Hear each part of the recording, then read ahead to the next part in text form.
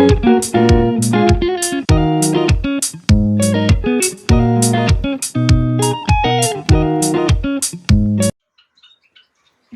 عليكم. في هذا الفيديو باش نوريكم غرفة الطيور اللي نربي فيها طيوري. احد المتابعين طلب مني باش نصور غرفة الطيور، على ذاك اليوم ان شاء الله باش نصور لكم وشنو هي غرفة الطيور اصلا. اول شيء غرفة الطيور هي غرفة الطيور هي معناها كما البلكون في المنزل، كما تشوفوا مفتوح من السقف. انا قمت تغطية السقف كما البلكونة أو البركون عاش كل واحد يسميه، تيراس بتاع المنزل. قمت بتغطيته بالأغطية هذوما اللي عارفها تسمى طولة، اللي عارفهم. والجزء هذا خليته ما عملتلوش نفس الطولة هذه باش يبقى مفتوح في وقت فصل الصيف نحلو. اما تو فصل الشتاء نسكره بقطعة بلاستيك، هذا نوع تاع بلاستيك شفاف على البرد، نسكر هذاك زيادة. وباقي الغرفة مغلقة بالكامل البرد على الطيور. وفي هنا في الجزء هذا من الفوق هذا عامل فيه الأغراض اللي نصنع بها أعشاش الطيور والأفكار اللي نصنع فيها الطيور، الخشب والألمنيوم نعمل بيه. هنا الأدوات اللي نستعملها أو الأقفاص الزايدة نحطها هنا، المعالف بتاع الطيور، علف كما تشوفوا. ومن هنا عامل غطاء شفاف بلاستيك باش في الليل نغلقه على البرد، لأن البرد لهنا يتيح حتى 13 درجة. وعندي طيور توا في موسم قاعدة تتزاوج، معناها نجم يموت الفراخ أو البيض يفسد. ندخل بسم الله الغرفة كاية كما نشوفوا فيها الأقفاص اللي طوابق على 4 طوابق. قولوا ما شاء الله العين حق. وهنا الفولير أو الماتير اللي صنعناه سابقا نهبطوا فيديو. هنا الطيور اللي قاعدة تتزاوج.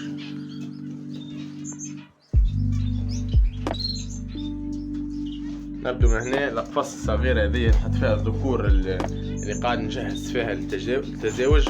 بالنسبة للكناري نذكر لكم بتبع الأنواع اللي عندي. هذوما الفراخ اللي أنتجتهم سنرجع لهم بعد نقول لكم شنو الأنواع اللي عندي. هذا الكناري الجلوستر، كناري جلوستر سيبدو للتزاوج. هذا ذكر جلوستر مازال ما حضرش. وهذا طائر زيبرا جامبو او بنغالي جيون، كل واحد باش يحب يسميه. الميتاسيون تاع هذه او الطفره تاع الزوج هذايا تسمى جونوار. هذا قفص نحط فيه الطيور المريضه باش نعدلو، مازال فيه شويه تعديل باش نعدلو.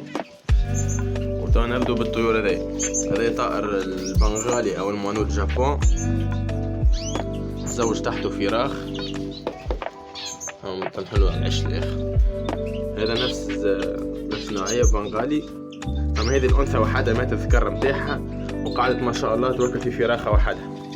الفراخ اللي تحتها هما جولدن فينش او دياموند دو جولد، دياموند دو جولد. كلهم ما شاء الله ما شاء الله. كما تشوفوا فما اللون الكلاسيك اللي هو الاخضر، ولون الميتاسيون بلو اللون الازرق.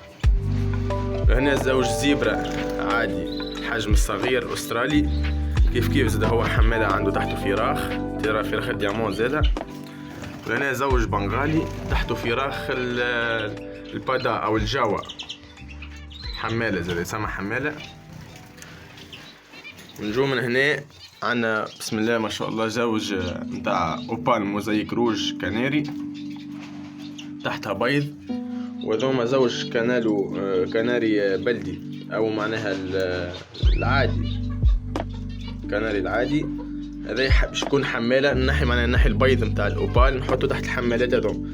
عندي زوجين هنا باش يكونوا حمالة للاوبال. وذوما الاناث اللي قاعد نحضر فيهم، اناث البلدي. في تونس يسموه طيور بلدي الطير الكناري عادي. ونجو الجهة المقابلة اللي هي فيها زوج ديامون دو جولد كلاسيك ذكر فاس اورانجي، وزوج ديامون دو جولد انثى كلاسيك وذكر بلو اللي شفتوا في رخم تاعو فيها فرخ بلو، وزوج طائر البادا دي جافا او الجاوا في اللون الابيض، وزوج بادا دي جافا اللون السوفاج او العادي معناها الرمادي تحته بيض. ما شاء الله باش نجربه اول مره يكرك ولا. ونجو لهنا زوج من البنغالي او المونو دو جابون، تحتهم زاده فراخ ديامون. بسم الله ما شاء الله. كما نشوف الام قاعده تزقر، كما نشوف 3 فراخ ديامون دو جولد وفرخه مونو دو جابون كاسكي. ما شاء الله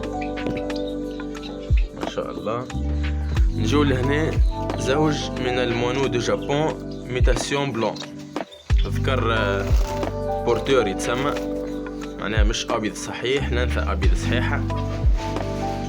ولهنا زوج من نفس النوعيه زاد البنغالي او المانو تحته بيض نتاع الديامون دو جولد. ولهنا ما شاء الله زوج نتاع مانو دو جابون في البلون ميتاسيون صحيحه معناها راس صحيحه، تحته بيض نتاعو هو بيض نتاع مانو بلون وبيض نتاع الديامون. لأنا عندي زوج للمتعة فقط، شريته زوج هامستر دي روس، هامستر روسي.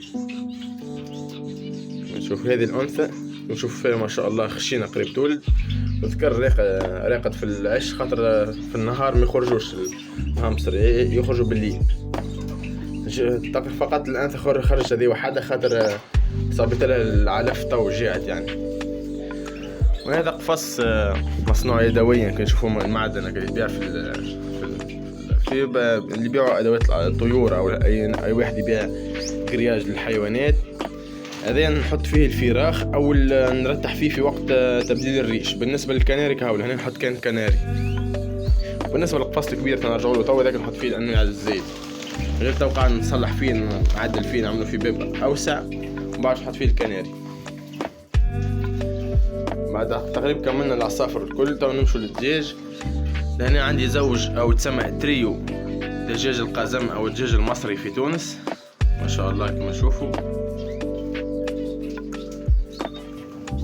ما شاء الله. وعملت لهم صنعت لهم البيت بيت وضع البيض او القن للطيور يعني. الدجاج كما تشوفوا بيضوا 3 بيضات عندهم 4 ايام ان شاء الله يقعد عليها. وهذا عش زائد باش ما تنسوش على المكان هذا. هذه العلاف نتاعهم وهذا مكان الشرب نتاعهم. وتبيع البيض هذا مدة أخرى إذا يتلم معناها كمية من البيض باش ندخلها في الفقاصة اللي صنعناها باش نجربوها كما تشوفوا فيها. وبالنسبة إذا سهل معناها سهل الربي وفقس البيض نحطه في الحضانة ذي نتاع الفراخ.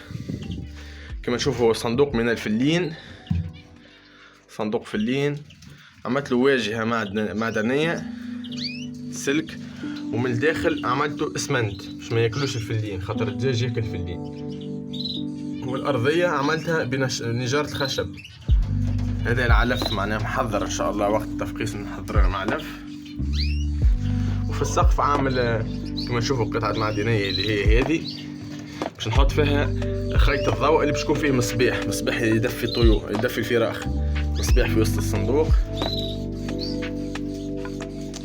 وهذا البيض الاصطناعي اللي نبدل به بالبيض الحقيقي باش يفقس في نفس اليوم. اللي يعرف الطريقة هذه ان شاء الله نحط لكم في طريقة فيديو لطريقة تفقيس البيض في يوم واحد. نجو للفولير او الماتير. هذين في وقت تبديل الريش او وقت انتاج الفراخ بيكون كمية جيدة معناها نسايب الفراخ لهنا في الماتير هذا. اما في الوقت الحالي حاط فيه طيور برية اللي صادناها في العام الفائت في اخر رحلة صيد الطائر الخضري.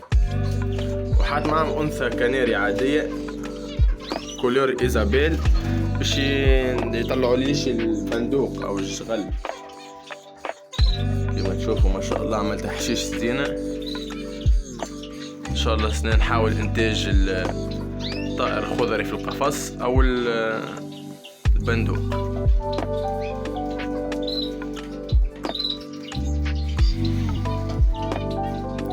هذه معلفة الاكل، والآن نحط لهم الكالسيوم او اي شيء، بيض او خضار.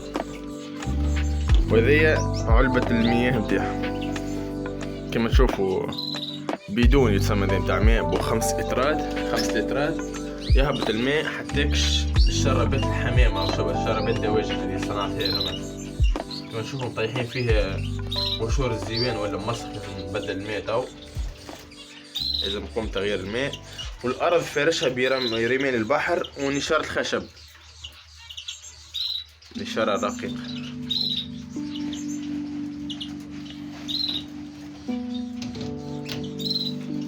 تقريبا هذه كلها، هذه هي غرفة الطيور متاعي. ان شاء الله عجبتكم طريقة عملها وطريقة مع ترتيب الغرفة. وهذوما الفراخ اللي انتجهم في عام 2022 واواخر عام 2021. النوع اللي انتجتهم كما تشوفوا الزيبرا الجامبو او البنغاليجيون، حجم ضخم. وعندي بايدا دو جافا اللي في اللون الابيض، هذوما الاثنين فوق الركاز اللي هما الجاوا. وعندي فراخ مونو دو جابون او البنغالي. الحمد لله فما انتاج باهي، بخلاف الطيور اللي بعت، خاطر بعت منهم كميات جيدة، تقريبا اكثر من نصف العدد الموجود هنا ما شاء الله. الفراخ هذوما باش حتى نكمل نعدل الماتير هدايا، وباش نسبي الفراخ لهنا باش ياخذ راحتها اكثر. وان شاء الله فراخ الديامون زاده باش يطلعوا ان شاء الله، ربي يسهل فيها. ان شاء الله عجبتكم غرفتي. كما تشوفوا لهنا شبكة الصيد مخبأة لنا.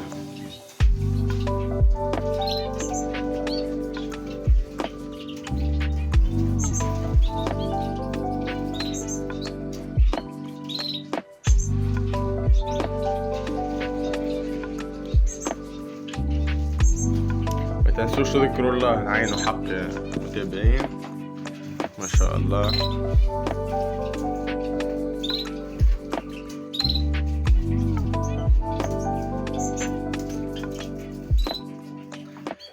وهذا سخان حاطهولهم في فصل الشتاء، معناها سخان ومروحة الزوز، يعني يقوم معناها إخراج الحرارة والبرودة الزوز، نجم نعدلوا على الاثنين. وفيه مؤقت نتحكم في وقتش يشتغل وقتش يقف. أنا نشغله من 6 مساء حتى 7 صباح، معناها في أوقات البرد الشديد. يشتغل نقوله تقريبا نصف ساعة أو يرتاح ساعة، يشتغل نصف ساعة ويرتاح ساعة. أنا والوقت اللي دخلت فيه لو نحن تقريبا في منتصف أو آخر شهر الشتاء، معناها فصل الشتاء أواخر نتاعو، النقص في الخدمة نتاعو. توا الحرارة في المقياس 15 درجة، يعني تقريبا 15 أو 16. هذه مش دقيقة، أنا محالة ما يصيرش نعتمد عليها.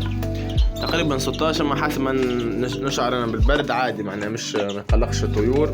وأصلا طيوري معناها معتادة على البرد. حاجة مهمة تعود طيورك على البرد باش تكون مناعتها أكثر ومقاومة أكثر للتقلبات الجوية.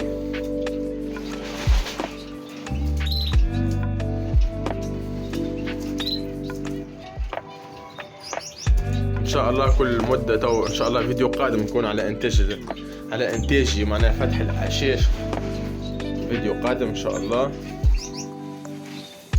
وبعض الفيديوهات الجديدة اللي صنع افكار جديدة للطيور.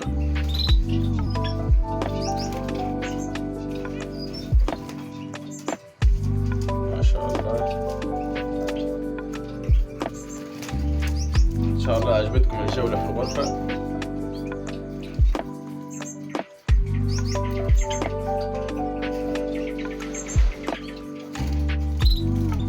هكا كملنا تقريبا دورنا في الغرفة كاملة. شرحت لكم كيفاش صنعتها وكيفاش عدلتها، يعني ان شاء الله عجبتكم، ان شاء الله تستفيدوا منها.